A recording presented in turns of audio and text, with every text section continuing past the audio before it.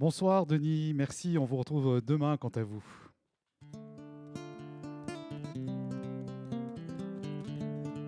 Jean-Michel Lamazerolle, RCF Charente.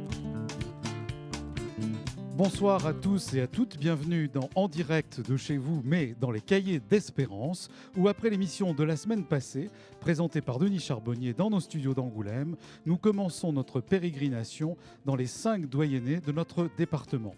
Ce soir, nous sommes accueillis, comme le disait Denis, dans la salle paroissiale de Barbezieux pour ce premier débat en extérieur qui ouvre large la porte au dialogue, qui que vous soyez, chrétien, non chrétien, athée ou autre confession, soyez les bienvenus. En effet, il ne s'agit pas ce soir d'ajouter du débat au débat, mais bien à notre manière d'apporter notre pierre à l'édifice de la grande réflexion lancée sur le territoire national à la suite du mouvement des Gilets jaunes.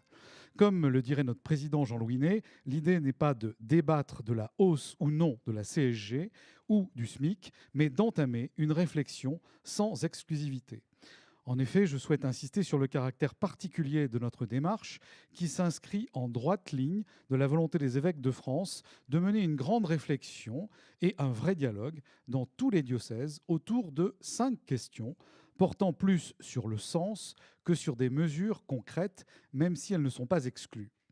Comment va se dérouler notre émission? C'est assez simple. Pour une facilité de parole et de compréhension, chaque doyenné a mis en place avec le comité de pilotage un nombre limité de débatteurs avec lesquels nous allons aborder les 5 questions pendant 3 quarts d'heure. Et la dernière demi-heure, de 20h à 20h30, sera consacrée à la parole du public ici présent ce soir. Non pas pour des questions, mais des contributions au débat. Comme nous sommes un certain nombre, merci à vous d'être aussi nombreux ce soir, et que peut-être tout le monde ne pourra pas s'exprimer, des feuilles à remplir seront prises en compte pour la synthèse. J'en profite pour rappeler qu'à l'issue de nos 5 rencontres dans le diocèse, une grande émission aura lieu dans la salle synodale de la maison diocésaine rue de Bordeaux à Angoulême le mercredi 13 mars à partir de 19h15. Pour une meilleure clarté des prises de parole, je demande à chacune et chacun de bien vouloir parler l'un après l'autre dans un climat de respect, d'écoute et de bienveillance. Alors pour ce faire, nous avons comme participants derrière nos micros d'RCF Charente ce soir, Madame Anaëlle Chaumeron, responsable qualité dans les établissements Fornel spécialisés dans les fruits et légumes et également cheftaine scout. Monsieur Dominique Châtelier, retraité, maire de Barret, vice-président de la communauté de communes Les 4B, faisant également partie du comité migrant. Monsieur Timothée Switzek, étudiant en technique du son en région parisienne et par ailleurs habitant et originaire de Barbezieux, scout également. Et Madame Agnès Balu, agricultrice à Souline, près de Brossac, par ailleurs membre de l'EAP, du Secours catholique et élu à la Chambre d'agriculture. Et enfin, Monsieur Gabi Hérault, retraité, membre du collectif Accueil Migrants de Barbezieux, membre de la fraternité de Kokologo au Burkina Faso. Alors le 11 décembre dernier, un appel des évêques de France est passé un peu inaperçu. Nous le relayons aujourd'hui car il est de plein pied avec l'actualité.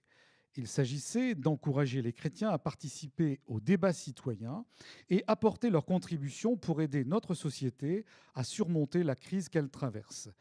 À ce sujet, Monseigneur Gosselin, notre évêque, citait la semaine dernière un morceau du texte publié il y a 2 ans par les évêques sous le titre « Le sens politique » et qui disait déjà, je cite, « Il faudrait être sourd et aveugle pour ne pas nous rendre compte de la lassitude, de la frustration et parfois des peurs et même de la colère qui habitent une part importante des habitants de notre pays. Il faudrait être indifférent et insensible pour ne pas être touché par les situations de pauvreté et d'exclusion que vivent beaucoup sur le territoire national. » Fin de citation. Ce soir, les 5 chapitres débouchant sur les 5 questions que nous allons partager dans ce débat sont les causes, les moyens, les lieux, le bien commun et l'espérance, d'où le titre de notre émission et de nos cahiers. Nous commençons donc sans plus attendre par la première question. La voici. Quelles sont, selon vous, en essayant de les hiérarchiser, les causes principales du malaise actuel et des formes violentes qu'il a prises? Et je vais lancer le débat en demandant à Timothée Swistek de bien vouloir commencer le débat et de nous répondre. Bonsoir. Bonsoir. Tout d'abord, moi, je voudrais commencer sur les causes par dire qu'elles sont toutes différentes et la hiérarchisation de ces causes est totalement subjective en fonction des personnes et des engagements qu'ils peuvent avoir, que ce soit des engagements politiques, des engagements sociaux, même environnementaux.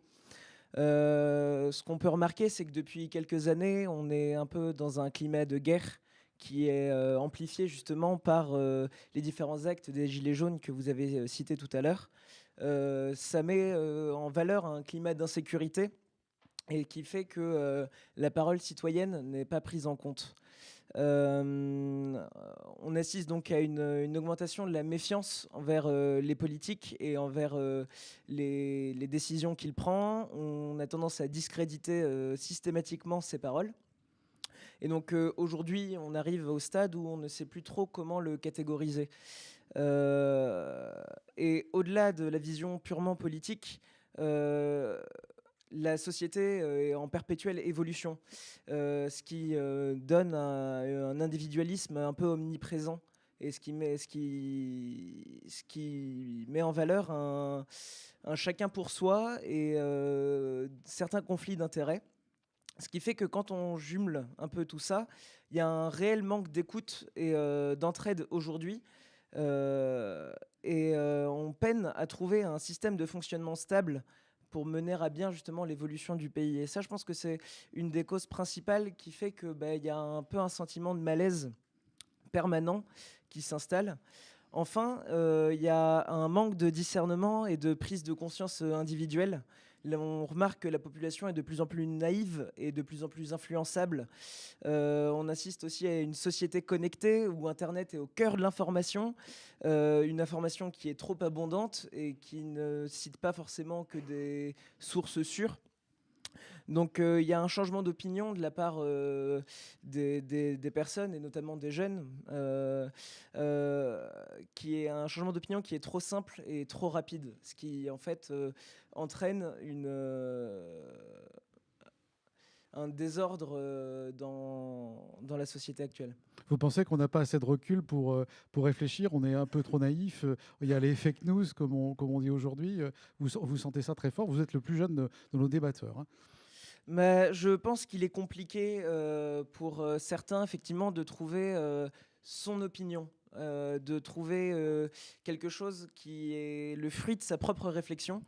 Et justement,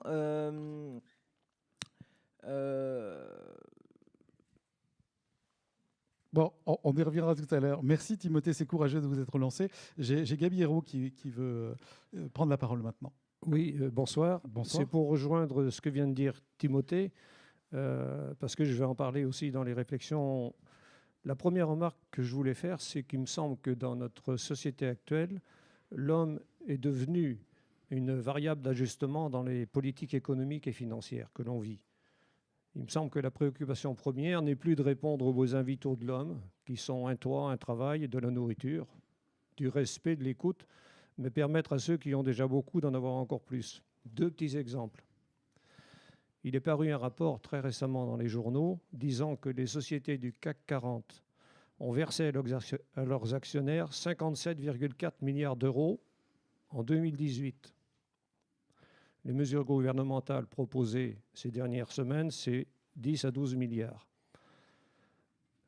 Deuxième exemple qui est beaucoup plus proche de nous.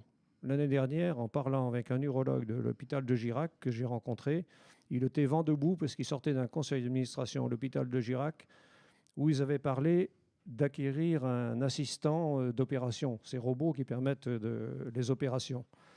Indépendamment de l'investissement sur l'assistant, quand on le prend dans un hôpital, il y a un contrat de maintenance annuel qu'il est obligatoire de signer et qui coûte 250 000 € pour 24 heures à 48 heures de maintenance sur une année.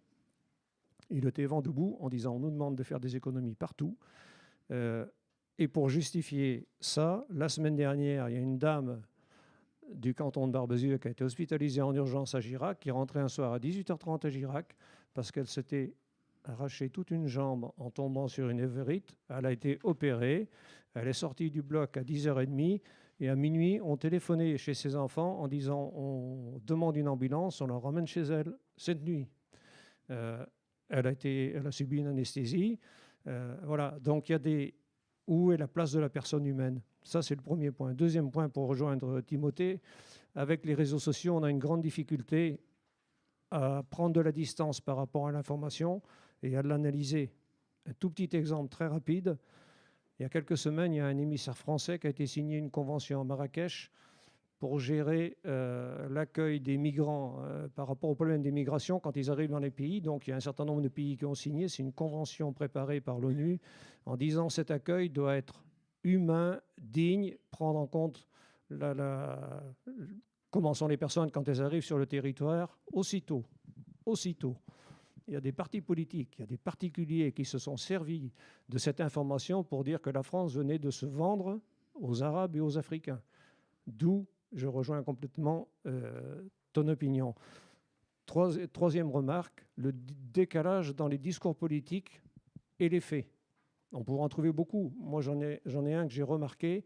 Il est reconnu que les étudiants étrangers qui arrivent dans nos universités sont une source de richesse.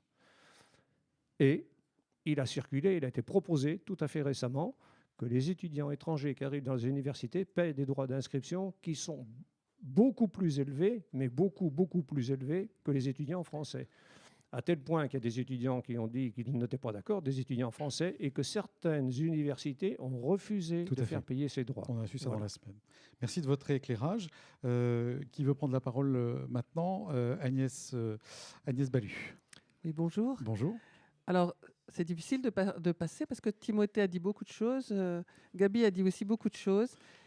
Moi, je me suis interrogée sur la violence. En fait, on s'est interrogé à plusieurs. Et c'est vrai que cette manifestation de violence, ça nous interroge tous. Mais finalement, en parlant avec des jeunes et des moins jeunes, on s'est dit que cette violence que les gens manifestent, elle est le résultat de la violence qu'ils ressentent en permanence. Et effectivement, le monde économique dans lequel on vit est hyper violent. Comment est-ce qu'on peut imaginer que des gens qui, tous les jours, quand on écoute les uns et les autres, on regarde la télé ou on écoute la radio ou n'importe quoi, on est absolument inondé de publicités qui nous demandent de consommer. Et si on ne consomme pas, eh ben, on ne va pas faire vivre la France, puisque la France, il faut que son PIB soit positif, que tout marche bien, pour que, soi-disant, on soit tous plus heureux. Mais on incite les gens à rentrer dans une société de consommation hyper développée, mais il y en a beaucoup pour lesquels il n'y a pas les moyens de consommer. Donc ça va engendrer des frustrations absolument intolérables, et de cette frustration, on comprend qu'ensuite il y ait une violence. C'est mathématique pour moi. Et je me dis, voilà, déjà, pour moi, une des premières causes, c'est le système économique dans lequel on vit. Après, on a dit qu'effectivement, on n'a plus beaucoup confiance dans un certain discours politique qui nous semble un peu déconnecté. Et quand on nous annonce, je repense toujours à ce qui a fait ce débordement avec les Gilets jaunes. Mais finalement, c'est une question. Quand on dit aux gens, il faut que vous arrêtiez de prendre votre voiture diesel parce que vous allez polluer. Donc, si vous polluez, c'est que vous n'êtes pas favorable, vous n'êtes pas sensibilisé. Vous n'êtes pas sensibilisé aux problèmes de l'écologie ou de l'environnement. Et alors, on leur dit, on met en place un système pour qu'ils arrêtent de trop conduire, de trop consommer de gasoil, mais en même temps, on n'a pas du tout mis des solutions de substitution. Donc, on commence par trouver des solutions qui ne sont pas adéquates, mais on n'a rien mis pour que les gens puissent s'en sortir. Alors, il ne faut pas s'étonner qu'après, les gens soient exaspérés et qu'il y ait cette violence. Pour moi, Merci beaucoup de votre éclairage. Qui est-ce qui veut prendre la parole? Peut-être Anaëlle Chaumeron. Bonsoir. Bonsoir Anaëlle. Du coup, en effet, c'est difficile de passer derrière tous ces témoignages. Je pense que moi, je rajouterais juste une petite chose, c'est qu'aujourd'hui, on vit dans pour moi, une société qui devient de plus en plus individuelle. Donc, on n'échange plus, même avec ses voisins, avec et les amis proches ou quoi que ce soit. On échange très peu. On est beaucoup connecté via les réseaux sociaux et via Internet. Et Aujourd'hui, je pense que je me suis aussi beaucoup interrogée sur la violence parce que les causes, elles sont multiples en fait. Et en fonction, comme on disait, des parties, c'est difficile de pouvoir donner des causes exactes. Mais sur les actes de violence, pour moi aujourd'hui, si ils ont pris autant de place, c'est que c'est quelque chose qui s'est énormément démocratisé autour de nous. Donc quand vous allumez la télé le soir, même à 20h, et que vous avez un petit enfant, il va Démocratisé avoir... ou banalisé banalisé, excusez-moi. Il va avoir des images de violence. À toutes les infos, on est bombardé de violence. Et en fait, la seule idée qu'on peut avoir, c'est que pour marquer, il faut forcément faire preuve de violence. Et c'est pour ça que je pense qu'il y a eu autant de débordements, c'est qu'ils ont eu la seule sensation que c'était ainsi qu'ils allaient pouvoir se faire entendre. J'ai un exemple très concret. Moi, je suis partie en vacances pendant la période des Gilets jaunes. Et on est descendu et on a rencontré des Gilets jaunes, mais très pacifistes, qui échangeaient beaucoup, mais vraiment dans un accord de bienveillance. Et ça nous a étonnés parce qu'à Angoulême, pas loin d'ici, on était sur un climat complètement opposé où là, on a eu des confrontations et où il y a eu des débordements. Et ces gilets jaunes-là, en l'occurrence, qui étaient très pacifistes, on n'en a pas entendu parler. Et on a principalement entendu parler des personnes qui étaient source de violence et d'actes divers. Donc c'est vrai que pour moi aujourd'hui, si ça a pris cette violence, c'était pour réussir à faire le buzz, tout simplement sur Internet et dans les médias, et pour réussir à se faire entendre. C'est pas la meilleure forcément des solutions, mais ça en était une. Donc voilà, on est dans une société qui, pour moi, ne communique plus assez. Donc il y a encore 10 ans, vous alliez au bar, vous parliez avec vous boulangère, vous parliez au magasin de presse. Enfin, c'est beaucoup d'habitudes qu'on a perdues.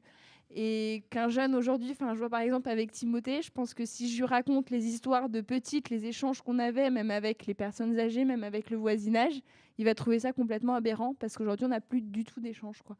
C'est intéressant, Donc, vous c'est avez dommage. 27 ans, Timothée 17. Je le dis pour nos Ouais, auditeurs mais parce que ça en permet 10 de... ans, c'est ça permet de impressionnant. Donc je pense situer, que du coup, pour Voilà. avoir les autres, je pense que l'écart doit être encore plus flagrant en fait pour les personnes autour de cette table ou dans la pièce. Voilà. Merci beaucoup Anaëlle. Maintenant Dominique Châtelier, c'est à vous. Oui, bonsoir à tous. Bonsoir. Ça marche. Oui, il a été dit beaucoup de choses intéressantes que je partage. Mais je pense qu'il faut remonter un tout petit peu dans le temps. Et je dirais qu'aujourd'hui, pour moi, un des gros problèmes, c'est le mépris vis-à-vis de l'homme et vis-à-vis des gens. Tu parlais tout à l'heure, Agnès, de système économique, de la consommation. Pensons aux traités internationaux qui ont été signés, par exemple, avec le Canada. Alors, consommer pour faire vivre le pays, oui, mais les autres pays aussi. Et là aussi, sur le plan de l'environnement, si on faisait des calculs. Donc, on en est aujourd'hui à l'argent roi. Et ce n'est pas récent. Ça remonte déjà à des années. Nos politiques étant déphasées, alors, j'ose pas dire qu'ils sont prisonniers de l'argent, mais quelque part, on peut s'interroger quand même. Je crois que ça, c'est un critère important. Comme le disait Gabi, on a oublié l'homme à travers tout ça. Et je crois que chacune des institutions, y compris au niveau de l'Église, doit s'interroger pour savoir est-ce qu'on a été bon, est-ce qu'on a su réagir comme il le fallait, sous couvert de modernisme. Et là, je rejoins aussi la notion des réseaux sociaux, qui sont un bien, certes, mais qui font aussi beaucoup de mal. Et derrière ça, on se dit d'un monde de communication, et il n'y avait jamais eu aussi peu d'échanges. Et il en arrive quoi ? On laisse les gens sur le bord de la route. Il était cité l'exemple de Leroy l'autre soir, lors de la précédente émission, d'une entreprise qui effectivement était entreprise familiale à l'origine. On a ça sur notre secteur aussi à Barbezieux. J'évoquais le cas de l'entreprise Ventna, qui fut aussi une entreprise familiale où les gens étaient fiers et heureux de travailler dans cette entreprise. Du jour où c'est passé sur des groupes internationaux, les gens n'avaient qu'une envie, vivement la retraite, et d'anticiper si on le peut. Ça, c'est très grave, parce qu'en fait, on a détruit les emplois et on continue à les détruire. Et que deviennent ces gens ? Si on faisait le calcul sur le plan, là également, économique, de la prise en charge sur un plan social, mais aussi sur un plan santé, la pression qui est mise au niveau des gens dans le cadre du travail, est-ce qu'on a mesuré ce que ça représentait ? On parle de burn-out, mais tout ça, il y a des traitements derrière, et un coût. On a perdu le sens de l'homme. Merci pour tous vos éclairages où on sent que la violence, la frustration, le traitement des médias, l'argent fait l'évitement de l'homme. Et vous avez souhaité tous et toutes mettre l'homme plus au centre de votre réflexion, j'allais dire tout naturellement. Maintenant, la deuxième question, qu'est-ce qui pourrait permettre aux citoyens de notre démocratie de se sentir davantage partie prenante des décisions politiques au sens res publica, au sens plus large. Qui veut se lancer? Peut-être Gabi Hérault. Oui. Moi, il me semble tout simplement, suite à tout ce qu'on vient d'échanger, que si on rend les citoyens partie prenante des décisions politiques en amont, déjà, ça va changer beaucoup de choses. Leur permettre aux citoyens, et nous aussi, de s'approprier ce qui les concerne au quotidien. On parlait tout à l'heure de voitures, mais aménagement d'un quartier, quel transport, pour qui, avec quelle participation financière, nécessité ou non d'aménagement à caractère social. On peut parler de crèches, de garderies collectives. Voilà. Associer au maximum les gens concernés, parce que d'abord, comme tout un chacun, ils ont des idées qui sont intéressantes et qui méritent d'être reprises. Voilà. Et ça me permet de dire que la réflexion doit être rapprocher du terrain et pas la faire descendre de manière verticale, comme on le voit trop souvent, et les gens sont surpris parce que on fait des propositions aux gens qui ne correspondent pas à ce qu'ils attendent, donc qui perdent de leur efficacité et qui brisent un lien social et humain qui pourrait exister. Et puis il me semble aussi que pour faire comprendre un petit peu, pour partager sur les décisions qui sont prises à un niveau politique, alors même si c'est après des concertations avec les citoyens, à un moment donné, il faut rendre compte devant les gens de l'utilisation qui a été faite de l'argent public, enfin de l'argent des impôts. Il faut en rendre compte parce qu'on ne le sait pas assez. Et les gens ne le savent pas. Les citoyens ne le savent pas assez. D'où des incompréhensions, des incohérences. Et puis, ça éviterait peut-être aussi à certains moments de mettre de l'argent là où ce n'est pas nécessaire. Bien associer en amont et rendre compte à la fin. Mais bien sûr. Bien. Timothée, est-ce que vous auriez une idée sur ce sujet qui pourrait permettre à nos concitoyens, dans notre démocratie, de se sentir davantage partie prenante des décisions politiques? Je pense que les citoyens ont d'abord toujours eu plus ou moins leur mot à dire. Et en fait, on remarque qu'il y a beaucoup de moyens qui déjà ont été utilisés, mais souvent de la mauvaise manière. Comme par exemple les actes des Gilets jaunes pouvaient être un moyen de communiquer la colère entre guillemets des Français, mais il a été pris de formes violentes, etc. Ce qui en fait entraîne une mauvaise utilisation de la parole qu'on pourrait donner. Donc je pense que la meilleure manière pour que les citoyens puissent prendre part justement dans ces décisions politiques, c'est tout d'abord d'avoir eux-mêmes une plus grande implication citoyenne dans cette vie politique. Alors je dis pas non plus que tout le monde doit prétendre au poste de président de la République, loin de là, mais tout bêtement, les municipalités par exemple sont un très bon cadre pour justement permettre à ce que le citoyen puisse justement évoquer ses mécontentements, etc. Il y a des maires, il y a des personnes qui sont là pour écouter justement les revendications des citoyens. Donc on arrive justement à cette forme où le débat et la parole sont deux choses qui sont primordiales. Ensuite, je pense, après là je parle au nom d'un groupe entre guillemets, mais il faudrait inciter les jeunes à faire partie intégrante de ces décisions. On sait qu'aujourd'hui, les 18-29 ans représentent à peu près 14% de la population, ce qui commence à déjà faire un chiffre assez important. Certains portent de lourdes responsabilités dans le cadre de leur travail. On a l'exemple d'Anaël, justement. Ou même dans le cadre familial où des jeunes sont très tôt confrontés à devoir élever une famille, etc. Et en fait, ces jeunes-là représentent l'ouverture et l'évolution de la société. Et en fait, ça est un appui majeur dans les conflits, justement, que la France traverse actuellement. Et donc, je pense qu'au travers de débats entre plusieurs générations, entre plusieurs hiérarchies politiques, entre guillemets, on peut justement permettre de considérer le citoyen dans les décisions qui sont prises. Personnellement, j'ai fait l'expérience du comité des jeunes, donc qui est un conseil municipal junior entre guillemets de la ville, donc de Barbezieux justement, où on a pu avec d'autres jeunes créer des projets et mettre en avant l'évolution de la ville. Et on remarque qu'il y a une énorme complexité dans la prise en compte de la volonté et des envies de chacun. Donc il y a beaucoup de moyens qui ne sont pas forcément bien utilisés, mais qui sont là et il faut justement travailler afin de les rendre justement Donc vous vous êtes senti utile. pris en compte là à Barbezieux. Exactement. D'accord. Donc vous nous engagez à tous faire la même chose dans nos villes. Et puis on a un maire qui est ici aussi, qui peut réagir d'ailleurs à ça, à ce qu'il vient d'entendre, sur les moyens pour notre démocratie d'être partie prenante des décisions Alors politiques. déjà, je partage l'avis concernant la proximité des maires et des élus locaux, qui malheureusement, eux aussi, sont de plus en plus méprisés. C'est-à-dire qu'on éloigne le citoyen des décisions. Il y a eu, il y a quelques années, mais c'est assez récent, la mise en place de la loi NOTRe. J'ai coutume de dire ce n'est pas la mienne. Pourquoi? Imaginons rien qu'au niveau de notre région, entre Bayonne et Mauléon, dans le nord des Deux-Sèvres. La proximité, elle n'existe plus. Donc ça, c'est quand même quelque chose d'important. Et à ce titre, la base pour moi, c'est justement l'écoute. L'écoute et le respect. Alors quand je dis l'écoute, tu évoquais le cas des consultations où les gens s'expriment. Je vais prendre un simple exemple. Tout le monde se souvient du traité de Lisbonne. La majorité de nos concitoyens s'est prononcée contre. Qu'est-ce qu'on a fait derrière? On n'en a pas tenu compte. On est revenu vers l'Assemblée pour dire bon, on va modifier la décision du peuple. Et c'est à partir de là que les gens se désespèrent, se désengagent, parce qu'ils n'ont plus confiance. Et quelque part, c'est normal. Et on revient à la frustration. Et on revient à la frustration, bien évidemment. Donc ça passe par le respect, l'acceptation des différences.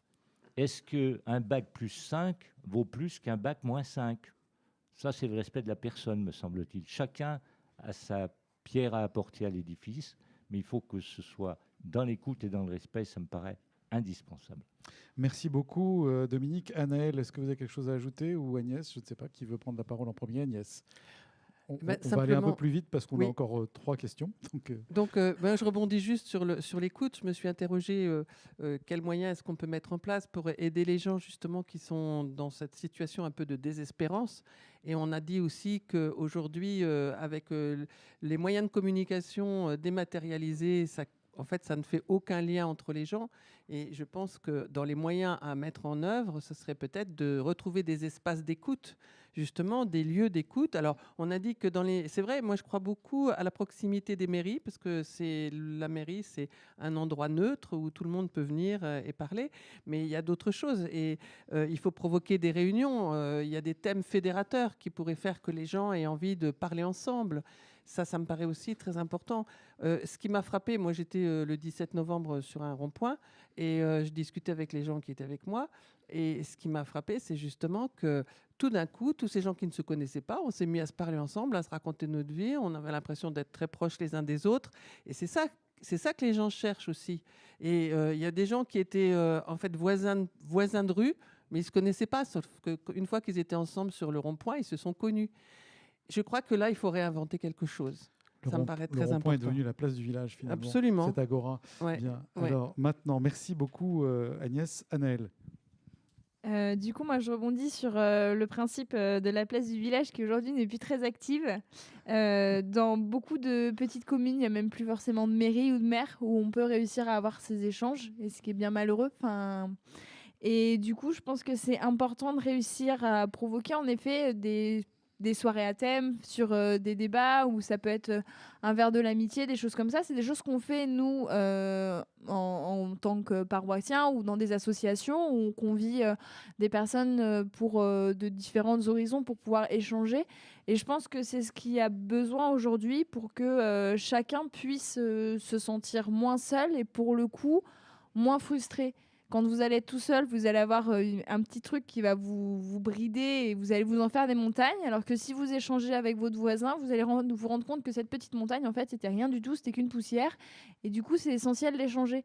Donc, il faudra réussir dans les communes, dans les mairies, avec pas forcément l'aide de l'Église, mais juste avec voilà, la mairie, les collèges, les lycées, réussir à faire des réunions, mais pas sous terme de réunion, mettre quelque chose de ludique derrière pour réussir à attirer un public plus large et permettre un échange très large. Et je pense que ça ferait du bien à tout le monde. Merci Voilà. de vous être exprimé. Juste Oui, précision, ça existe quand même, Dominique. rassure-toi.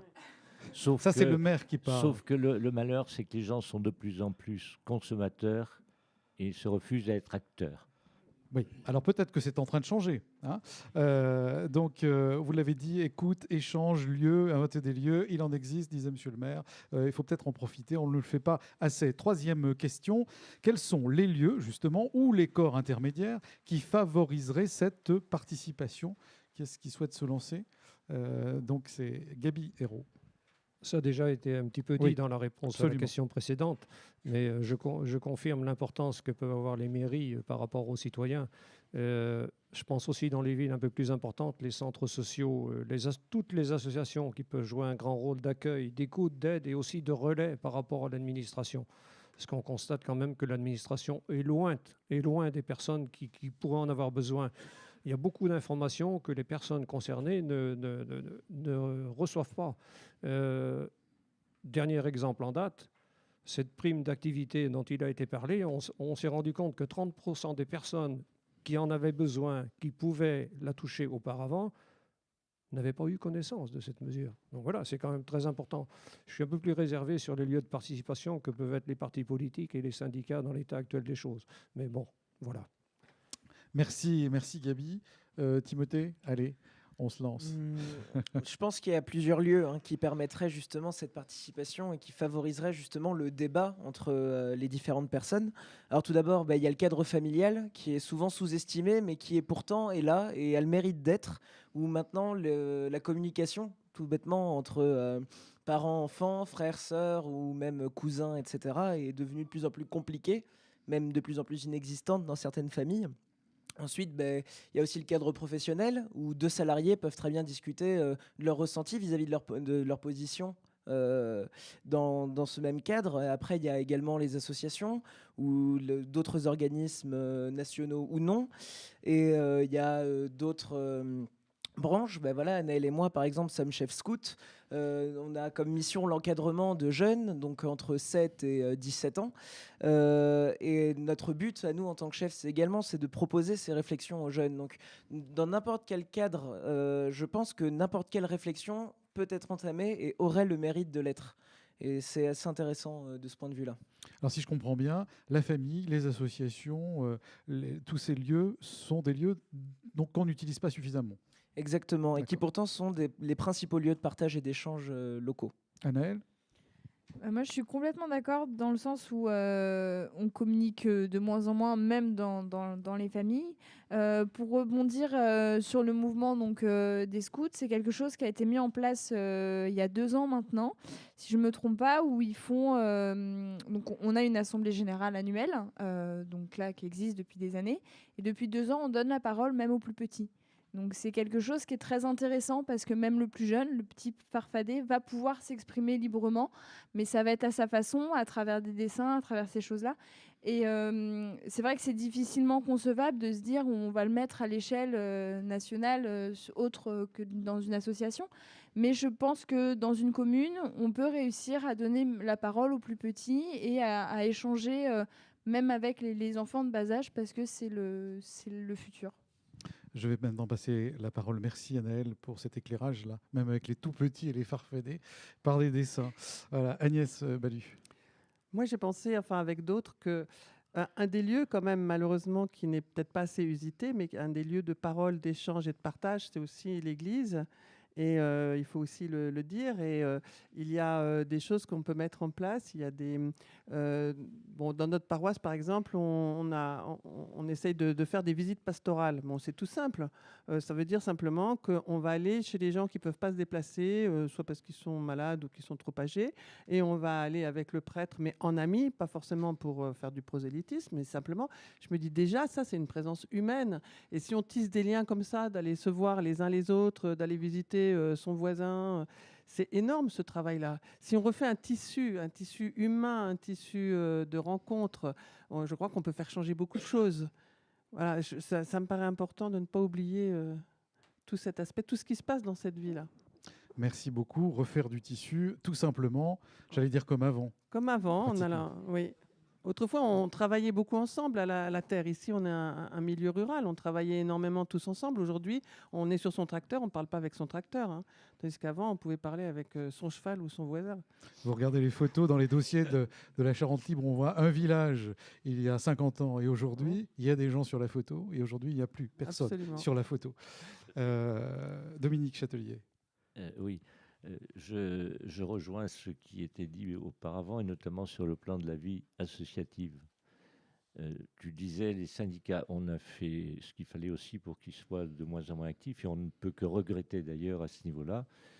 On m'avait fait la réflexion un jour que j'étais contre les syndicats. J'ai dit non, je suis pour des syndicats responsables, et qu'il y ait davantage de gens syndiqués et qui encore là s'engagent, ce qui malheureusement n'est pas toujours le cas. Et puis on a oublié un des aspects qui devrait être un lieu d'échange et qu'il devient de moins en moins. Pourquoi ? Parce qu'on essaie de le détruire plus que de le maintenir, c'est le service public. Quand tu parlais des informations qui ne sont pas données aux gens, il ne faut pas en vouloir aux fonctionnaires qui font leur boulot pour la majorité, mais qui n'ont plus les moyens. Et là aussi, si on mesure le décalage qu'il y a entre nos responsables politiques nationaux, je parlais de mépris tout à l'heure, mais c'est ça, c'est le manque d'écoute. Alors, il paraît que c'est le modernisme, mais je ne crois pas. Le manque de communication en la matière, mais de communication réelle. Les réseaux sociaux, et puis ça là, d'accord ? Alors là, vous êtes en train de montrer votre téléphone pour nos auditeurs. Tout à fait. J'étais lors d'un conseil d'école frappé, puisque j'ai la chance de m'occuper du scolaire sur ce territoire, une institutrice qui me disait sur 14 enfants de CP, il y en avait 9 qui avaient leur portable. En CP. En CP. Ça veut dire quoi ? Ça veut dire qu'autour de la table chez soi le soir, chacun est avec son téléphone et on n'échange pas. Et on donne aux enfants de quoi être tranquille pour qu'ils s'occupent, donc devant la télé, devant les jeux, etc. Et ça rejoint le phénomène de violence qui est retransmis également. On échange même parfois à la même table avec son téléphone. Absolument. Portable. Vous avez remarqué comme moi quand vous êtes au restaurant, par exemple. Par exemple. Oui, voilà. Bon, merci pour cette troisième question. On passe à la quatrième. Quel bien commun recherché ensemble pourrait fédérer nos concitoyens et les tourner vers l'avenir ? Alors, je me tourne vers l'avenir. Agnès, tiens, pour...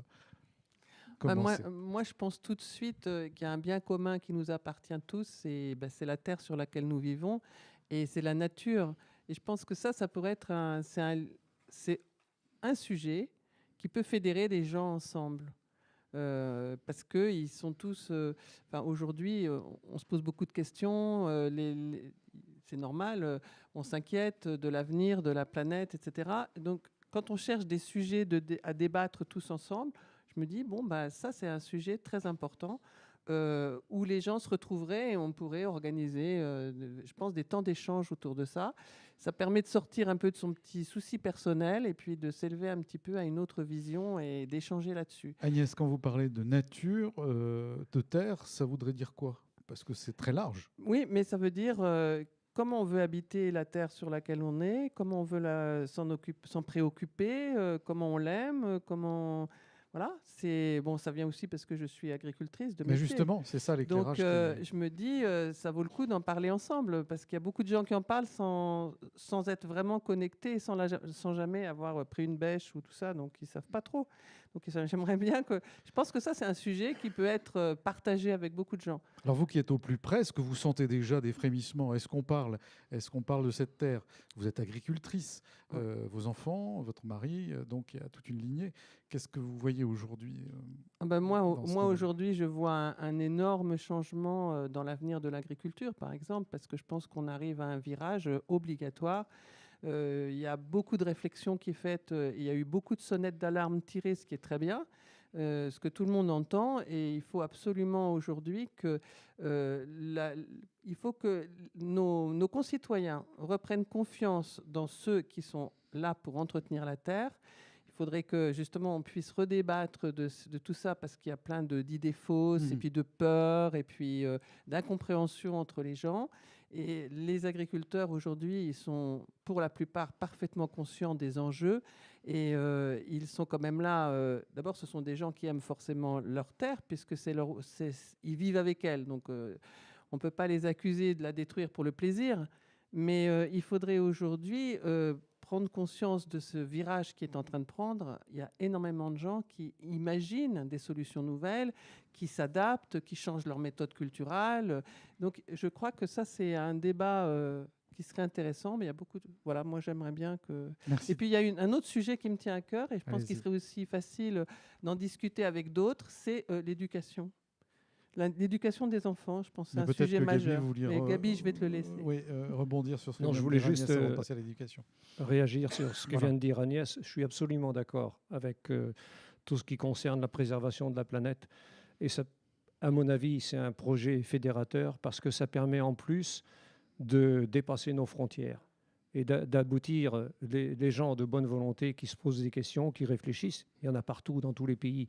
Et ça permettrait à beaucoup de personnes, moi le premier, quand on élargit notre regard au niveau de la planète, se dire que finalement, il y a un certain nombre de pays pour lesquels on a profité de leur richesse, et qui aujourd'hui, maintenant, en retour, nous disent, mais préservation de la planète, oui, mais qu'est-ce que vous avez fait chez nous? Qu'est-ce que vous avez fait dans l'Afrique noire? Donc je veux dire, il faut élargir le regard, mais c'est vrai que pour moi, c'est vraiment un projet fédérateur. Agnès, vous vouliez répondre à Gaby? Ben, je suis complètement d'accord avec ce qu'il dit, parce que dans mes paroles, il n'y a pas uniquement une vision sur l'agriculture française. Moi, je suis convaincu qu'il faut changer notre modèle économique d'agriculture. Moi, je milite pour une agriculture respectueuse, bien sûr, de l'environnement, mais surtout respectueuse de l'humain. Et par conséquent, ça veut dire qu'inonder tous les autres pays de nos produits agricoles sous prétexte qu'on a décidé que notre avenir, c'était d'exporter systématiquement, ben, c'est quand même très dangereux. Ça veut dire qu'on détruit dans ces pays-là leurs propres moyens de survie. Et du coup, on en fait des personnes en précarité. Et du coup, ils vont revenir chez nous. Je vais laisser la parole à mes collègues qui s'occupent des migrants. Mais c'est exactement le souci aujourd'hui. Le sujet, il dépasse de beaucoup nos frontières françaises et européennes. C'est un problème mondial. Dominique Châtelier. Oui, tu as raison. Et notamment, on a su leur exporter. Alors nous, pas spécifiquement en France, mais les pays dits développés, les polluants qui vont avec également dans certains cas. On a tous vu de récentes émissions, je pense au cacao par exemple, Oui. et bien d'autres. Hein. Donc là, c'est quand même un point important. Alors là aussi, est-ce qu'on doit rejeter les gens qu'on a mis dans cette situation? Merci de votre éclairage, Dominique. Timothée. Et puis, Oui. ce que je pense, excusez-moi, c'est que ce qui est important comme bien commun pour demain, c'est que chacun sur cette planète, effectivement, puisse vivre décemment. On a aujourd'hui les ressources nécessaires pour que chaque personne puisse vivre décemment. Vous avez tous entendu, par contre, il y a quelques jours, les chiffres, les 26 personnes les plus riches ont le même capital, entre parenthèses, que la moitié de l'humanité.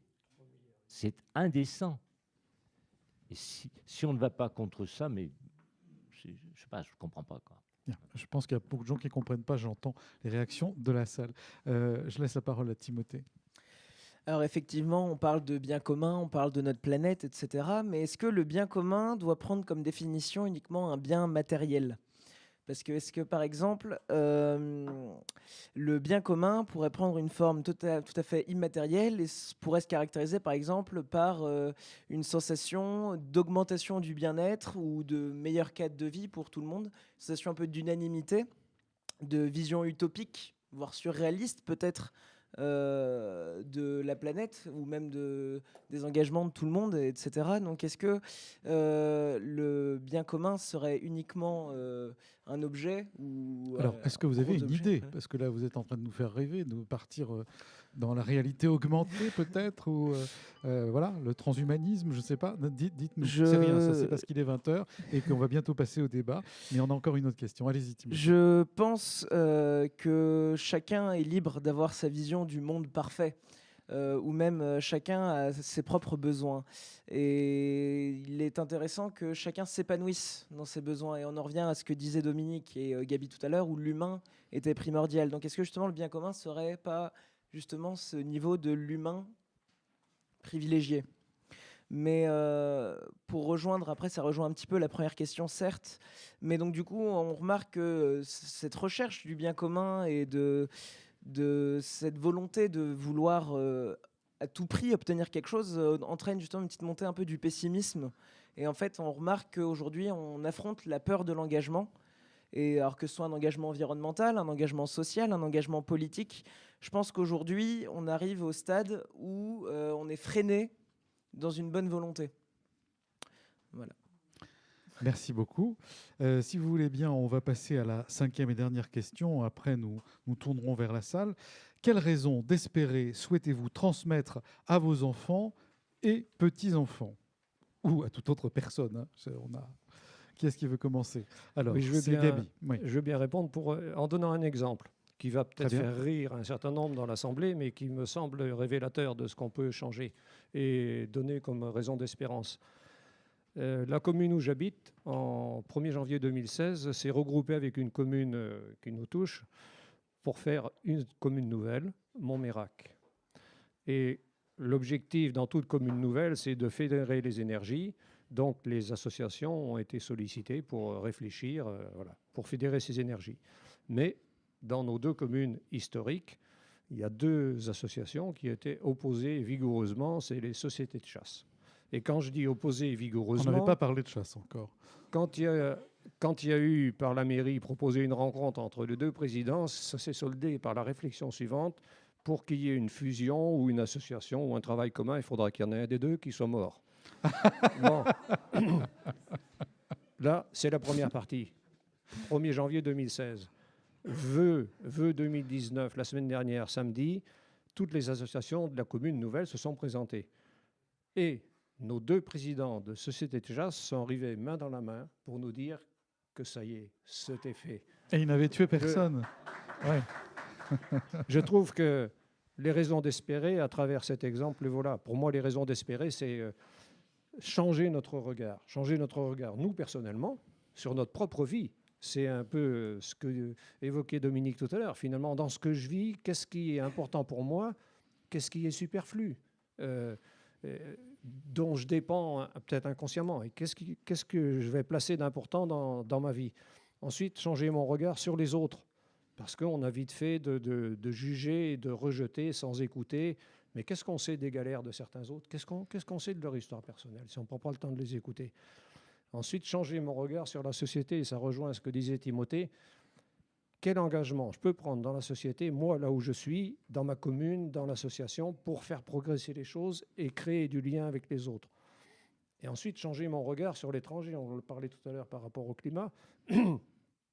Mais quand je vois, alors là, ça rejoint un peu les migrants, quand je vois un Syrien ou un Africain qui arrive sur le territoire français après avoir vécu des galères terribles pour remonter le Sahel, pour traverser la Méditerranée, parce qu'on ne l'a pas vraiment aidé, il faut reconnaître les choses.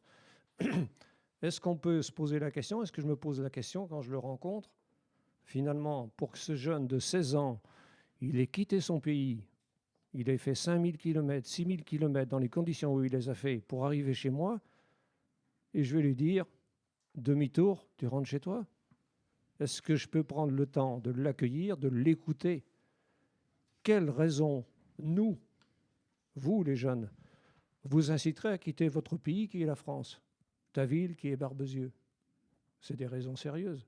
Donc voilà, changer notre regard sur l'étranger.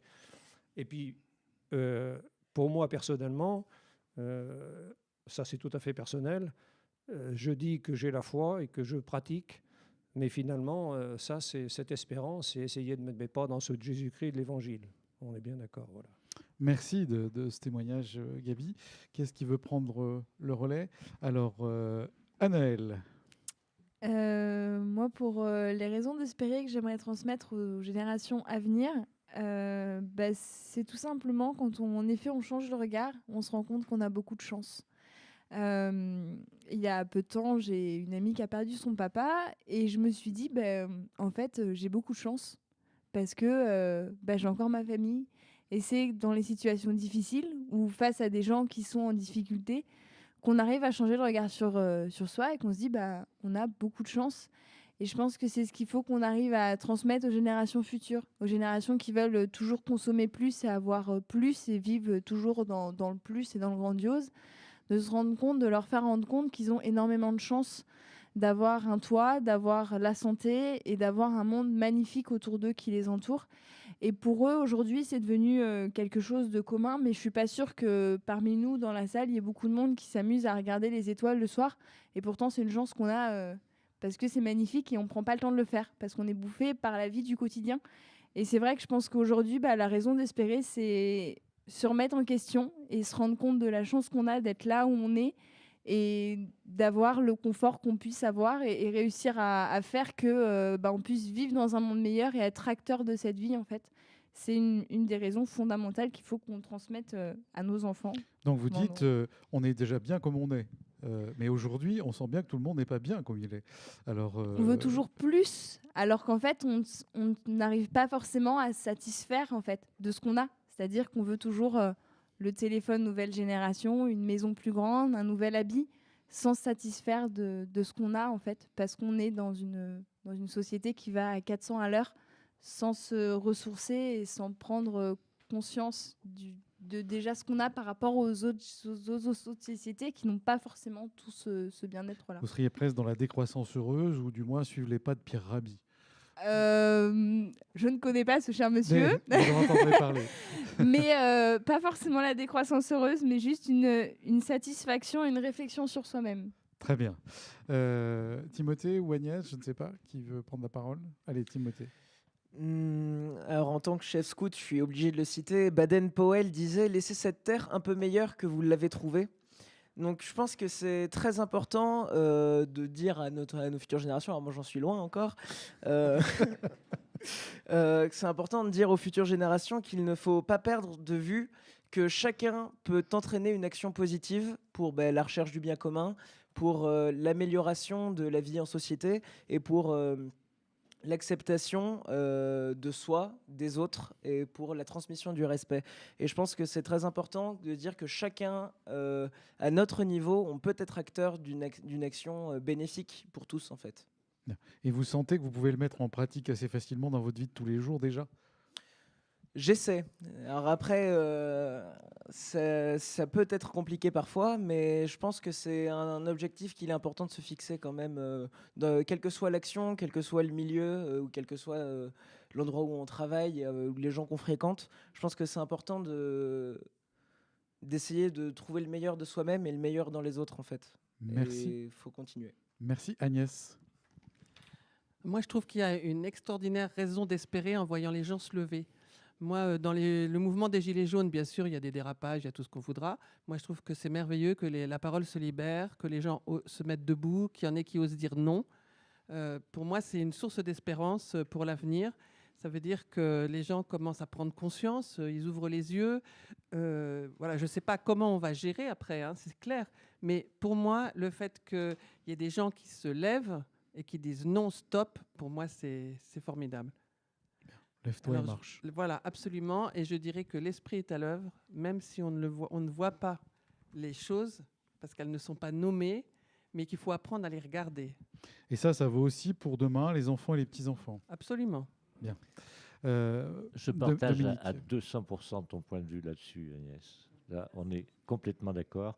Et je crois que ce qui est important, encore une fois, c'est de savoir donner, de ne pas juger, comme le disait Gabi.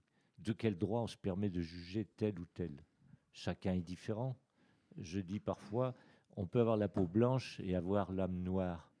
Par contre, qu'on soit blanc, noir, jaune ou vert, le sang est toujours de la même couleur. Nous sommes tous des humains. Et puis derrière tout ça, vous avez évoqué la foi, ça c'est une affaire personnelle, je dirais, mais qui est importante, quelle qu'elle soit. Et j'ai des amis athées, musulmans, catholiques, protestants. Pour moi, ils sont tous identiques, à une condition, c'est que chacun respecte l'autre, et puis que chacun apporte l'amour, parce que finalement, c'est ça au fond, hein, c'est d'aimer les autres. Merci, c'est une belle conclusion entre nous et entre vous, là, pour ce premier débat dans le diocèse. Vous êtes toujours à l'écoute d'RCF Charente, dans nos cahiers d'espérance, où nous parcourons le diocèse de Charente à travers les 5 grands doyennés, autour de 5 questions des évêques de France qu'ils avaient posées déjà à partir du 11 décembre. Maintenant, je voudrais donner la parole à la salle pour qu'ils puissent réagir, et en disant que vous avez tous des petites feuilles pour ensuite, si vous êtes un peu frustré vous aussi de ne pas avoir pu prendre la parole, noter les choses pour contribuer au débat. Alors, qui est-ce qui veut se lancer? Donc, le père Michel Granger est en train de passer le micro à une dame. Bonsoir, madame. Bonsoir. Bon, étant personnellement assez proche de... inquiète pour tout ce qui est anticipation et formation, à quelque niveau que ce soit. J'aurais beaucoup de choses à dire, mais je voudrais, dans cet esprit-là, parler de l'importance donc de l'éducation et de nos enfants. Et les 5 questions, on peut les retrouver sur les 5 points. Je ne vais pas tout développer, mais ils possèdent en eux une force magnifique. Et que ce soit pour préserver notre planète, que ce soit pour être attentif aux autres, que ce soit dans le respect, dans s'accepter différent, et bien tout commence là. Alors évidemment, ça commence dans la famille, mais parfois, ça n'est pas forcément possible dans la famille. Donc l'école doit être là. Et je crois que c'est très important. Je pense par exemple... moi, en 2005, dans le cadre, j'étais prof. Bon, et en 2005, je me rends compte que ça fait déjà 14 ans, dans le cadre d'une activité qui s'appelait les itinéraires de découverte, j'avais initié un projet avec les enfants sur l'eau, en partant de l'eau qui arrivait à leur robinet. Et on est arrivé à l'eau dans le monde. Bon, donc, il y a des choses qui sont possibles, mais il y a un des problèmes, souvent, c'est qu'on n'a pas le suivi. Donc, c'est important d'avoir le suivi et d'avoir confiance en ses enfants. Voilà. Et donc, de s'y mettre. Qu'est-ce que vous voulez dire par suivi? Eh bien, quand j'ai initié cette initiative, on avait même invité les mères pour voir comment faire. Bon, après, moi, effectivement, je suis partie à la retraite, donc je n'ai pas pu. Mais c'est souvent que des projets s'arrêtent. Bon, moi, j'ai une fille qui travaille dans les projets européens. À Bordeaux, à un moment, ils ont fait tout un projet sur l'érosion des côtes. Bon, donc c'est bien de faire des constats, mais après, c'est dans ce sens-là que je dis qu'il faut que le suivi. Quand on a éveillé les gens, quand on a fait Voilà. des constats, qu'est-ce qu'on fait pour voilà. s'y mettre? Vous voyez, il y a des années, dans l'éducation nationale, il y avait aussi l'éducation à la citoyenneté. Donc, il ne faut pas arrêter. Il faut continuer et voir qu'est-ce que ça donne. Peut-être il faut arrêter, mais c'est dans ce sens-là que je parle du suivi. Merci beaucoup de votre témoignage aussi. À qui la parole maintenant, monsieur? Alors, quelques mots simplement. Je voulais dire que dans notre Église, nous avons un trésor tout à fait extraordinaire. C'est la doctrine sociale de l'Église qui a été entamée depuis le 19e siècle. Et je suis très satisfait de ce qui a pu être dit aujourd'hui, parce que j'y vois une très belle cohérence entre ce que l'on trouve dans la doctrine sociale, à laquelle nous aurions tous intérêt à revisiter, parce que c'est vraiment important. On trouve tout ce qui a été dit aujourd'hui. Donc cohérence. Et puis encouragement également pour lire, relire, reprendre cette doctrine sociale qui apporte un certain nombre de réponses, qui place l'homme au centre du développement de manière universelle, quelle que soit sa couleur de peau, ses tendances, etc., qui, dans l'entreprise également, ne place pas en premier la finance, mais le destin de l'homme. Voilà, donc c'est cela que je voulais souligner ce soir. Merci beaucoup, et je pense que c'est ce qu'ont souhaité les évêques de France lorsqu'ils ont, il y a 2 ans, fait leur texte Le sens politique, se sont inspirés évidemment de cette doctrine sociale de l'Église que vous soulignez ce soir. Alors, qui est-ce qui voudrait maintenant prendre la parole? Bonsoir, monsieur, c'est à vous. Oui, dès la première question, je me suis interrogé sur l'individualisme. Je suis toujours surpris quand je vais dans une grande surface, mais je fais mon mea culpa parce que je sais qu'il faut aller vers les autres, ne pas attendre que les autres viennent vers vous. Mais de rencontrer des voisins, des amis que je n'ai pas vus depuis longtemps. L'individualisme, on le remarque dès qu'on veut devenir propriétaire, on commence par mettre une clôture. Au bout de quelques temps, cette clôture, elle est pas assez haute, on rajoute. Et je vais terminer, si vous voulez, par une boutade, une interrogation. Je me demande si les ronds-points ne sont pas devenus des lieux de rencontre, des sites de rencontre. Oui, c'est ce qu'on disait tout à l'heure. Ouais. On Tout a simplement inventé parce sans le faire exprès. Les gens se retrouvent, ils peuvent parler. C'est l'antidote de l'individualisme. J'allais dire qu'autour du rond-point, ne tourne pas autour du pot. Voilà. Bien. Qui est-ce qui voudrait prendre la parole maintenant? Oui. Père de Par rapport à la Buisson. deuxième question, Oui. qu'est-ce qui pourrait permettre aux citoyens d'une démocratie de se sentir davantage partie prenante des décisions politiques? Oui. Il me semble qu'il serait judicieux, et ça monte partout à différents niveaux, qui est la prise en compte des référendums à un niveau local, sur les réalités du terrain, que les gens puissent exprimer et que ce soit entendu, reconnu et que ça monte. Que ce ne vienne pas d'en haut, mais que ça vienne d'en bas. Par rapport aux besoins des gens, des situations, des réalités de terrain qui sont très différentes, mais qui livrent une prise de conscience très importante au niveau politique des citoyens qui disent voilà, chez nous, il y a besoin de ça, et on en prend conscience et on vous le fait remonter. À mon avis, ça serait important pour créer plus de liens entre les citoyens et les politiques. Très bien, merci beaucoup. On avait tout à l'heure Timothée qui nous parlait du conseil municipal des jeunes, où il a pu prendre position. Alors, monsieur le maire, vous, de Barret, est-ce que c'est facile de mettre en place des référendums, comme dit le père Buisson, pour répondre simplement à la question? Pratique, organisation, peut-être. Personnellement, je suis très ouvert. J'attendais d'ailleurs des demandes de la part de mes concitoyens concernant le cahier de doléances. Je sais que ça s'est mis en place, par exemple, chez toi, à Montmirac. On est très ouvert, mais on n'est pas là non plus pour prendre la place de nos élus nationaux, fussent-ils président de la République. D'accord? Et je maintiens que le premier lien, il passe effectivement par la commune, parce que c'est quand même la proximité. J'ai coutume de dire, lorsqu'on me demande mon numéro de portable, j'ai dit, vous pouvez y aller, c'est 24 heures sur 24. Et pour moi, la vie d'un maire, c'est ça. Alors, je préfère être appelé en journée qu'en milieu de la nuit, parce que c'est jamais bon signe. Mais quand même, je crois que c'est ça la réalité. Et ce qui manque, ce que je disais tout à l'heure, c'est cette écoute de nos politiques vis-à-vis de ce qui est la vie courante.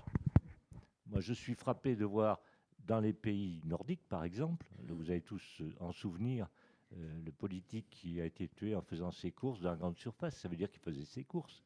Est-ce qu'on en a beaucoup chez nous qui font la même chose? Est-ce qu'on connaît le prix de la baguette ou le prix du ticket de métro? Le métro, ça va être difficile ici à Barbezieux. Chez nous, oui. Hein, bon. Chez nous, oui. Du bus, Parisien. Très bien. Merci. Donc, vous êtes un maire à l'écoute, et si on vous propose un référendum local, vous êtes tout à fait d'accord. L'appel est lancé. Alors ensuite, qui est-ce qui prend la parole? Bonsoir, monsieur.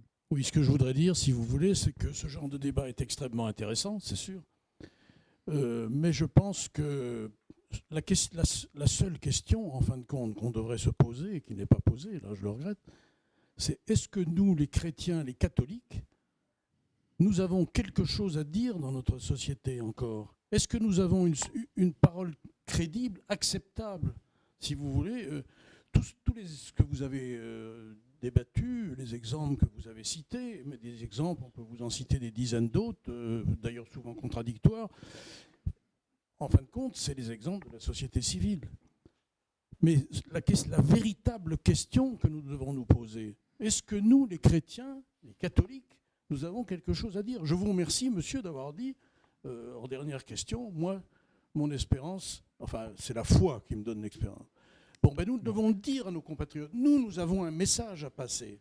Et je remercie, monsieur le juge, là, je vous remercie beaucoup. Vous m'avez enlevé la parole de la bouche, mais la réponse à toutes ces questions, c'est dans le bouquin La doctrine sociale de l'Église. Achetez tous ce bouquin et lisez-le, vous aurez la réponse à ces questions. Et la question principale, c'est que la religion catholique, la religion chrétienne, disons, disons, a une anthropologie tout à fait remarquable. C'est l'homme qui est au centre. Mais les questions, là, c'est là-dessus. Vous ne croyez pas que ce qu'ont dit les jeunes, par exemple, et les gens aussi autour de cette table, c'est leur foi aussi qui leur fait dire bien des sûr, choses, même s'ils ne disent pas « je suis catholique » en brandissant ou « je suis chrétien ». Voilà. Et alors, quand on dit quel est le bien commun qu'on veut transmettre je pense qu'indépendamment de tous les, comment dirais-je, de tous les aspects de notre vie sociale, les scouts, je connais bien, je suis un membre fondateur de la troupe de Barbezieux il y a 65 ans, donc je connais un peu le scoutisme. Il y avait à l'époque, dans la loi scout, on disait le scout voit dans la nature l'œuvre de Dieu, il aime les plantes et les animaux. Bon, enfin, je récite ça par cœur. Mais je veux dire, si vous voulez, que nous avons, à dire quelque... Alors, qu'est-ce qu'il faut proposer comme... Je pense que ce que doit proposer le bien commun, c'est l'épanouissement de l'homme. Tout le reste, ça va avec, mais je veux dire, c'est l'épanouissement de l'homme, là où il se trouve dans son pays, avec sa civilisation. Je ne comprends pas bien, si vous voulez, qu'on dise « Ah, il faut faire venir des gens de droite et de gauche ». Très bien, si on peut les accueillir, c'est parfait. Mais je veux dire, vous vous rendez compte, le déracinement, le machin, et l'appauvrissement pour le pays dont il part. Il faut peut-être aussi qu'on les aide à s'épanouir chez eux. Il faut les aider à se développer. Moi, vous savez, mes activités m'ont amené à me déplacer, je connais assez bien l'Afrique. Il faut les aider, bien sûr, à se développer. Voilà. Merci beaucoup. Maintenant, oui. Vous voulez que j'arrête ? Non, mais je ne sais pas, parce que d'autres gens veulent prendre la parole. On n'a plus que 10 minutes, donc c'est pour ça. Mais on vous retrouve après, si vous voulez. Il y avait un autre sujet vraiment que vous vouliez aborder Je disais que je crois que c'est madame qui a parlé de la violence. Oui. Quand même. Comment dans notre société on peut parler de violence ma foi, quand on tue 300 000 bébés dans le ventre de leur mère tous les ans. Bien. Voilà. Et ça, les catholiques devraient se poser cette question. On vous a entendu, évidemment. Vous vouliez prendre la parole, oui, je voulais Gaby juste Hérault. apporter un éclairage sur ce que vous venez de dire. Quand même, il me semble qu'autour de la table, finalement, dans le bien commun, on a fait ressortir l'épanouissement de l'homme. Et sur cet épanouissement de l'homme, il y a beaucoup de gens qui peuvent se retrouver, catholiques, non catholiques, protestants, musulmans, ici, en France et ailleurs. Parce que c'est très important d'avoir la vision globale qui nous permettra d'avancer et puis d'écouter, d'accueillir, même si quelquefois ça peut nous perturber, mais c'est la règle du jeu. Nous aussi, peut-être que par des moments, on a besoin d'être écouté et accueilli, et puis ça peut déstabiliser quelqu'un quelque part. Mais l'humanité n'avance que par ça, que parce qu'on va travailler à l'épanouissement de l'homme. Et moi, je ne vais pas brandir ma foi, mais c'est mon moteur personnel. Mais d'autres ont d'autres moteurs tout aussi importants que le mien, et on peut se retrouver là-dessus. Alors, ensuite... Excuse-moi, et je voudrais rajouter que ce qui est vrai pour les catholiques l'est également pour d'autres religions. Le seul problème parfois, c'est qu'on a oublié ce qui était la base et qu'on en arrive parfois à des interprétations. Madame, c'est à vous. Oui, voilà, le micro est allumé. Allez-y, vous pouvez parler, c'est de la radio. Oui, moi je voulais dire d'abord un grand merci à Timothée, voilà, en particulier parce que j'ai entendu un petit peu de la nostalgie et moi je crois d'abord, moi ma foi, elle me fait dire que ce Dieu, il aime ce monde et pas un monde qui est passé. Il aime ce monde et moi mon espérance elle est là, c'est que ce Dieu il aime ce monde et qu'on a tous à s'y engager. Et moi c'est quand je vois mes enfants qui sont pour les derniers entre Timothée et Anaël, voilà, c'est de voir leur engagement justement chez les scouts ou ailleurs, leur engagement pour une société plus juste, plus fraternelle. Et je crois qu'on a beaucoup de chance de vivre dans ce monde qui est ouvert. La mondialisation, pour moi, c'est une chance. Ça dépend ce qu'on en fait, mais tout en soi est une chance. Et qu'on a de la chance de vivre dans ce monde parce que tout le monde peut y prendre sa part. Et que ce que j'aurais envie, moi, de partager, c'est que rencontrons-nous, discutons, et puis chacun a une place à jouer. Et que effectivement, c'est pas pour avoir plus, c'est pour construire un monde où chacun peut avoir sa juste place. Voilà. Merci. Et c'est une grande chance. Merci de votre éclairage. Monsieur? Oui, bonsoir. Bonsoir. Et je pense que la plus grande partie, un petit peu de tout ce qu'on a pu entendre jusqu'ici, c'est l'engagement. L'engagement total et entier. Que serait notre monde aujourd'hui, notre France, s'il n'y avait pas eu l'abbé Pierre, s'il n'y avait pas la mère Teresa? C'est des engagements totaux. Il y a bien d'autres, hein, bien entendu. Hein, tous ceux qui se sont engagés pour avoir un monde meilleur. Desmond Tutu, des Mandela, tout le monde. Si nous, à un tout petit niveau, on était dans l'engagement, mais l'engagement avec un grand E, pas l'engagement petit truc, vraiment l'engagement où on s'engage, où on va vers l'autre, où on est à l'écoute de l'autre. Je pense qu'on pourra déjà tout simplement, dans notre petite paroisse, dans notre petit diocèse, on pourra déjà changer pas mal de choses. Donc c'est un cri du cœur pour dire on n'en fait pas assez, allons-y franchement. Tout à fait, c'est tout à fait ça, effectivement. Voilà, alors un appel est lancé pour la conférence Saint-Vincent-de-Paul. Merci. Madame, parce qu'on n'a plus que 5 minutes ensemble, c'est à vous. Non, allez-y, vous pouvez parler. Ah, c'est bon. Vous êtes sur RCF Charente. Moi, bonjour Dominique, bonjour. Je suis très heureuse d'être là ce soir. On s'est trompé de salle, on est arrivé avec un peu de retard, donc on a pu tout entendre. Écoutez, ce grand débat, ou ce que vous proposez ce soir, eh bien, j'espère que ça va aller encore beaucoup plus loin. Moi, je suis aussi, comme vous l'êtes, dans l'engagement. Personnellement aussi, c'est la foi qui me porte. J'ai d'ailleurs été un petit peu déçue de ne pas avoir été au vœu de Monsieur l'évêque, de Monseigneur, parce que je me dis que pour moi, eh bien, j'ai d'un côté mon engagement politique, il est ce qu'il est. De l'autre côté, j'ai ma foi. Et si je suis là ce soir et si je suis là encore aujourd'hui, je dis que c'est la foi qui me porte. Alors effectivement, il y a le devoir, le partage, le lien. Je crois que dans nos communes, on fait tout ce que l'on peut pour ceci. Personnellement, et je connais aussi mes collègues pour ça, nous sommes au premier rang. C'est vrai, nous sommes élus. Alors bien sûr, on s'adresse au maire. Quand on est allé à Paris l'autre jour au congrès, monsieur le président, pour ne pas le nommer, a refusé de recevoir certains maires, donc a fait une sélection. Aujourd'hui, on nous demande à nous, les maires, de revenir vers la population. Alors moi, j'en suis très heureuse parce que j'aime les gens, j'aime le lien et je le continue. Mais je peux comprendre la révolte de certains et je comprends que l'on puisse se retrouver sur les ronds-points. C'est dommage que l'on se retrouve là, mais je l'approuve pleinement parce que je me dis que ça part du peuple et qu'on a vu le mépris, malheureusement, au tout début. Et ça, ce n'est pas soutenable. Moi, je suis près de vous et je le reste et c'est la foi qui me porte. Je vous remercie. Merci de votre témoignage. Voilà, vous êtes applaudis. Alors, pour les vœux de l'évêque, ils étaient en direct et vous pouvez les entendre sur rcfcharente.fr en podcast. Hein, et puis, l'émission de ce soir aussi. Voilà. Bon, elle est infime.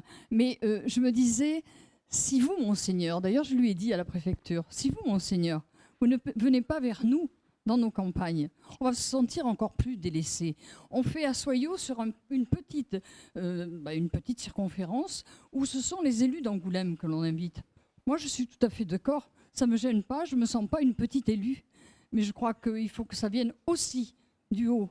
D'accord. Parce que nous, on fait tout ce qu'on peut pour le faire remonter et ça ne remonte pas. C'est gentil. Et je suis désolée. Je pense qu'il avait invité tout le monde peut-être. Mais bon, on en parlera au service communication. En tout cas, merci. On ne va plus vraiment avoir le temps. Peut-être une toute dernière question, mais alors 30 secondes. Est-ce que quelqu'un veut prendre la parole? Non. Bon. En tout cas, oui. Madame. Alors, ne vous faites pas voler votre espérance, nous dit cette dame. Bien écoutez, notre débat se referme ce soir. On a bien senti que vous avez mis l'homme au cœur de votre réflexion et de votre action aujourd'hui et demain. Et puis, nous allons nous retrouver justement mercredi prochain, là où Monseigneur a prononcé ses vœux, le 30 janvier, où nous serons avec le doyenné du Grand Angoulême dans la salle Jacques Sevin, au centre paroissial Madeleine Delbrel, au champ de manœuvre à Soyaux. Merci à toutes et à tous de votre écoute et de votre participation.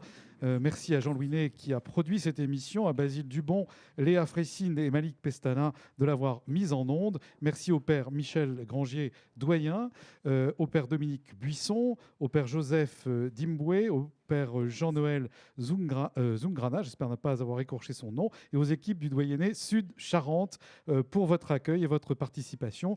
Vous pourrez par ailleurs retrouver, comme je le disais tout à l'heure, notre émission sur le site internet rcfcharente.fr. Très bonne soirée à l'écoute de nos programmes d'RCF Charente et à la semaine prochaine.